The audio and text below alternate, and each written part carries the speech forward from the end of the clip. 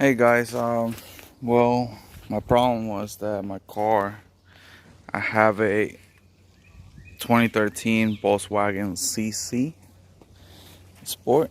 Um, well, I was having issues with that, it didn't want to start. It was pretty much cranking, but, when I checked, well, I replaced a whole new alternator in it. And it wasn't the issue. It was still starting, but it was hard. I checked the battery, and while it was charging, it was giving me 13 and plus volts. Um, but whenever I shut off the car, it was giving me like 11 or 10. I took it to where I work at, and I was told to check the battery. Pretty much, it was drain. Like, you would shut it off, and it would drain the battery. I charge it. Next thing I know, the car starts real good. So the next day I went in, got a new battery in. As of right now, it's giving me 12.57, which is good. It pretty much acts as like a hard start, kind of like it will turn, but it wasn't getting enough juice.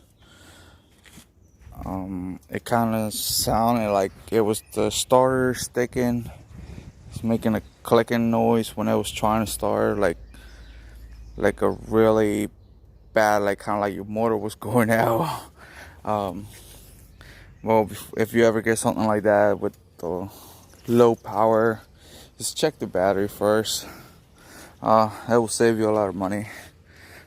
This fucking cars are not really, I would say, cheap. Most of the parts are like, for this it was like around $400 to do the alternator and the battery, which I did myself. So if somebody was gonna do it for you, it was gonna be a little more. Just kind of, I would say, it's not too hard to take the battery out. Just 10 millimeters. There's a socket. Screw right there. It's a 13 millimeters that holds the battery, and the battery pretty much pulls up. You don't gotta take the cover out.